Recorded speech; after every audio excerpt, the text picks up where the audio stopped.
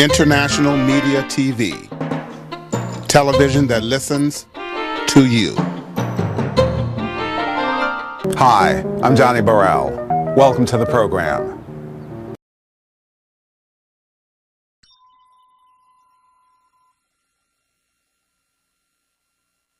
Thank you all for coming, and it's really a special day because the Bristol Hotel is a jewel of a property, as you'll see when we give a tour. It's so rare. I don't know of another all-private bath hotel that would be available for lease for formerly homeless people. And the Bristol rooms, I would say over half of these rooms may be bigger than any room we have in our 21 hotels that we otherwise lease. So it's a big rooms, quality conditions, all new. We're going to have a kitchen right where you guys are all there taking the pictures. There'll be a kitchen installed. It's in the building department now. I want to give some background of how we got to this point, because the Chronicle story today, this morning, talked about some parts of it. But I think it's important to realize that when we met with the owner to do the hotel, we agreed on a certain price, but then there was a private operator that was willing to pay significantly more. So I asked for a meeting with Mayor Breed. I actually first contacted her the day after she got elected, and it took a while because I was out of town and she travels and all, and we got together in mid-August and we had a meeting, and I explained to her that we were being outbid on the property. And I think what a lot of mayors could have said, well, Randy, I'm sorry, we don't have anything in the budget for this. There's no money for step-up housing. Or, well, hey, we're not going to pay that. If they're going to, we can't get in a bidding war with private owners. But that's not what Mayor Breed said. Mayor Breed said, and I'm saying Jeff was with me, Jeff Buckley, he remembers, I want you to get that hotel. Do whatever it takes. That's exactly what she said. Do whatever it takes to get that hotel. So I said, okay, Mayor. So I called Bill Takor. Where is Bill, the owner of the hotel? I called Bill and I said, Bill, look, we can offer to pay a little more. Mayor Breed says she really wants the hotel. And Bill said, Randy, let's do it. I'll tell the private people that we don't want to use them as long as, and this was the key thing where we get Mr. Benioff involved, as long as there can be funding for it. Because we had an offer, we had an agreement, but we had no funding source for the hotel. So time was passing, and I'll let the mayor pick up the story, but I got a text one Friday at 6 o'clock from Mayor Breed saying, I got the money for your hotel. And I'll let you tell her, have her tell you how she accomplished it, because we'd all like to know. So with no further ado, Mayor London Breed. Thank you. Thank you, Randy. It's really exciting to be here today. When we have an opportunity to provide housing like this to so many people who we know are living on the streets, we have to do whatever it takes to get access to this housing.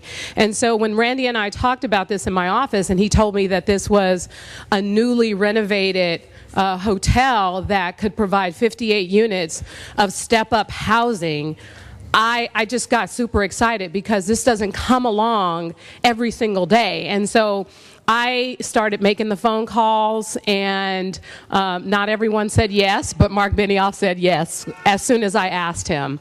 And so once he agreed to support this project, I immediately text Randy, because I was like, tell Bill to hold off because we want those units, and we have a generous supporter of the helping us address homelessness here in San Francisco. Mark and Lynn Benioff have been absolutely extraordinary in the efforts to address these issues, and he said yes without hesitation. So thank you, Mark, for being here today. Well, we are here to celebrate this, along with a number of other things that I know we will be able to accomplish in San Francisco to address what we know is a real crisis. We have 58 units of step-up housing, which creates exits for people who are living in permanently supportive housing who are now able to live independently.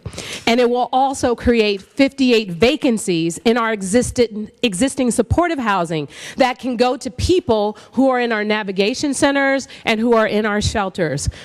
Because of the activism of people like Randy Shaw and the Tenderloin Housing Clinic and the generous support of Mark and Lynn Benioff, we are able to turn this into permanent housing for formerly homeless adults. My top priority as mayor has been addressing this, and we all know, that there's not a one-size-fits-all. We all probably have a story of our own of some of the challenges of people that we have tried to personally help. In fact, I work alongside Jeff Kaczynski, who manages the Office of Homelessness, and there's not a day that goes by that we're not talking about either someone we have been trying to help, or unfortunately, in the case of the couple that we had tried to help, we are continuing to try and find them because they were in the shelter one day, gone the next, but we are determined to make sure that they know the door is always open. We know that this is no small task.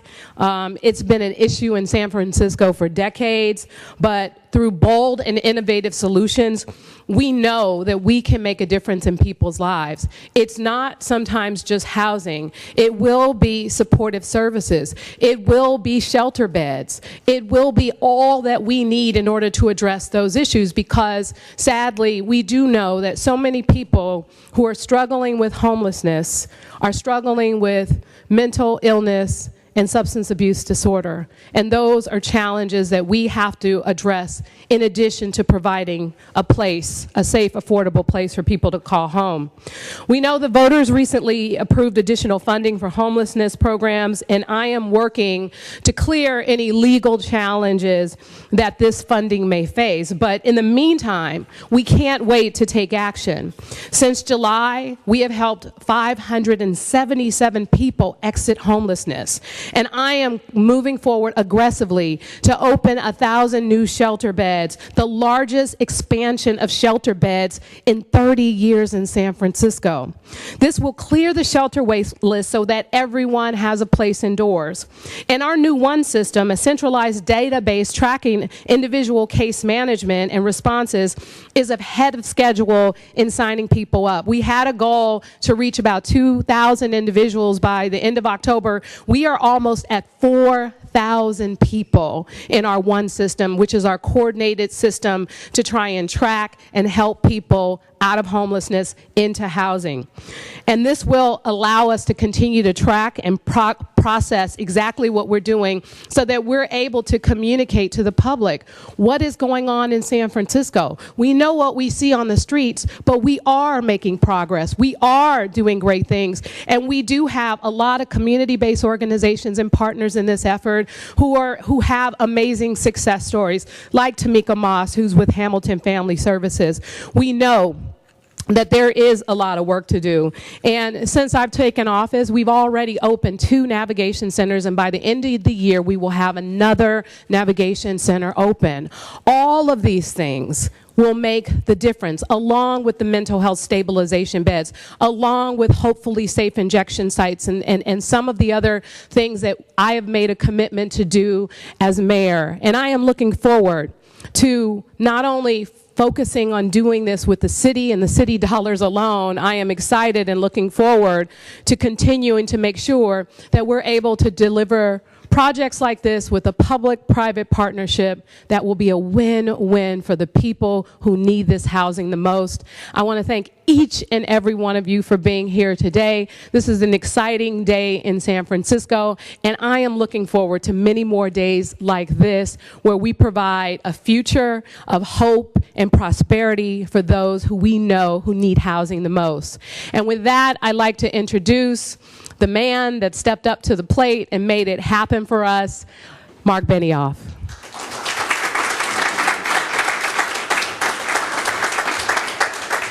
Okay, well, let's just need me to make a little adjustment here. Well, good morning, everybody. Good morning. And to Mayor Breed and to Jeff Kaczynski and everyone from the city, to Randy Shaw, and everyone from the Tenderloin Housing Clinic, to all of our friends who are here and our partners from these amazing NGOs, like our good friend Tamika from Hamilton Families, Raphael House, Larkin Street, Glide, Catholic Charities, and so many others, all of you who are doing God's work working on homelessness every single day. Thank you all for your incredible leadership, your devotion to the mission that unites us and brings us here today, which is ending the crisis of homelessness in San Francisco. And we have a very serious crisis of homelessness in San Francisco. Everyone knows this is my #1 priority. We have over 7,500 homeless individuals on our streets. We have 1,200 homeless families, many with 2 kids each, and it's time to bring this to a close. That is why Lynn and I are so excited about today's announcement. And we're thrilled to be making it here today with the mayor. This is an example of the difference that we are going to make with public-private partnerships. The city, business, philanthropy, and NGOs all working together. This is the path, this is the formula to bring homelessness to a close in our city. When Mayor Breed, a great champion of our homeless, learned that the Bristol Hotel needed funding in order to be converted into housing units, she swung into action. She approached me, and I agreed this is something we want to do in partnership with her. And today we're proud to give $6 million so that the Bristol can provide 58 new housing units for San Franciscans working their way out of homelessness and towards independence. It's going to help hundreds of people in the short term and thousands in the long term. And because the experts tell us, and the medical research shows, that when a homeless person finally gets a home, which is what it's all about, when a homeless person finally gets a home of their own, it's transformative. It's a catalyst for change. It's a reduction in all symptoms and all issues in their life. And I'm told that these units that we have here today are going to go to the people who are currently living in places where they have to share bathrooms. And when they were told that they were coming here to the Bristol with their own private bathrooms, just like the rest of us, they're moved to tears. They are on our mind, especially at this season of the year. That's part of what having a home is all about. The basic dignity that every person deserves. And that is why it is my #1 priority for our city. Randy said getting the call was like a miracle. But I'll tell you, when it comes to ending homelessness in our city, it doesn't take miracles. It doesn't take miracles. It takes money. And it takes a lot of money. So, this is a solvable problem. There are programs that work. We have many great examples of programs that are working, like Randy's program, like Tamika's program. We can go down the list, but we need to scale these programs, and that is going to take a lot of money. That's why, with the passage now of Proposition C, the city will start collecting that money January 1st. That is the miracle. That is the miracle that I'm so excited about. And a result of the campaign, we identified so many new ideas and so many new opportunities, like the partnership that brings us here today, and many others that we plan to announce in the coming weeks. Bristol Hotel is a preview, and this announcement here today is a preview of what is to come, because the city will finally have the money to do it. Not just to do this, but to do so many other things that are on our list. It's the beginning of a whole parade of new investments to end homelessness in our city. And I want to make one final point. Starting January 1st, the biggest, the wealthiest, the most important companies in our city, like mine, Salesforce, the city's largest employer, will pay more, about 0.5% of our revenue, to help homelessness. That is very exciting. A lot more buildings like this are going to open up, a lot more shelters, a lot more services, a lot more capabilities. That is very exciting. That is the miracle of this season. But that doesn't let anyone off the hook. It doesn't in any way absolve the rest of us. It doesn't absolve me. It doesn't absolve you, especially the wealthiest among us, from giving what we can and embracing our responsibilities as citizens and as neighbors. Prop C doesn't replace private philanthropy, as today is evidence of. It complements it. That is why Jeff Lawson, the CEO of Twilio, has now also given $1 million to homelessness. That is why Brian Chesky, the CEO of Airbnb, has given $5 million to homelessness. And I challenge every CEO and every company in our city to join us, to join Salesforce, to join the city, to join all of our NGOs as we work to get every homeless person into a home. Join us in remembering the wisdom of St. Francis. St. Francis, who is our namesake of our city, San Francisco, who said, "For it is in giving that we receive." Well, that is why we're here. That is what we are doing. That is what we are committed to doing. So we all must be committed to restoring the greatness of our city. This is a San Francisco that takes care of its people. It always has. This is a San Francisco that is a fabric of tolerance and diversity and inclusion. But it is a city that is a fabric of compassion and love, especially at this time of the year, and especially when we look at our city's most neediest, when we walk down the streets and see our homeless and say, wow, there through the grace of God goes I. Thank you for all of you for being here today. Thank you, Mayor Breed, for your wisdom. Thank you to your incredible work. And we can't wait to have this opened up and getting it used for great order. Thank you. Thank you. And what an inspiring speech. We should all talk. I do want to just mention, if you look at the actual practical effect, had Mark Benioff and his wife not stepped up, this building would be renting units out from $2,400 to $3,000 a month instead of the $550 to $650 that we're going to be renting them out for. That is if you talk about how do we get affordable housing in San Francisco, well, this is how we did it right here. So our last speaker is Gail Seagraves, who is very active in the Tenderloin neighborhood. She does museum tours for the Tenderloin Museum and is one of those tenants who's lived in one of our SROs for many, many years, does not have a private bathroom, and she'll give you her take on what this means. So Gail?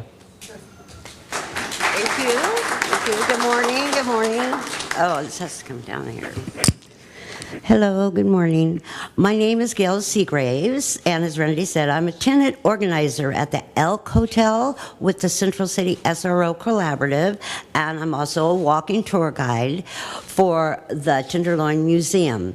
And I'm also very active in the community.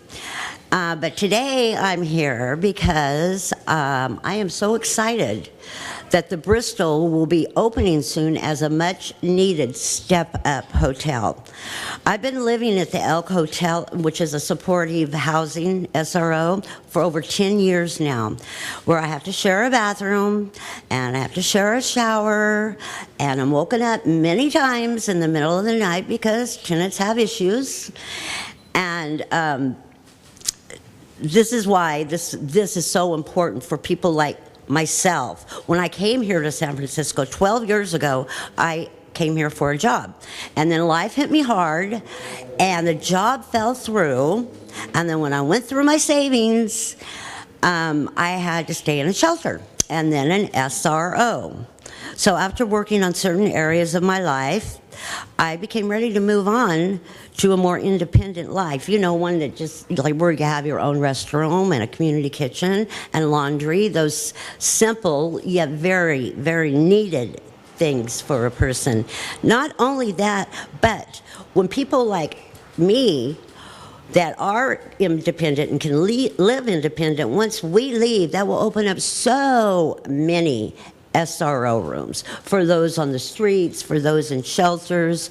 It's just going to be amazing. I mean, I have talked to anybody that would listen. I mean, anybody that we need step-up hotels, and it would just go right around and help everybody. So I am grateful to see this happening with the Bristol, and this is a win-win situation for the homeless. And thank you for this opportunity, everybody. So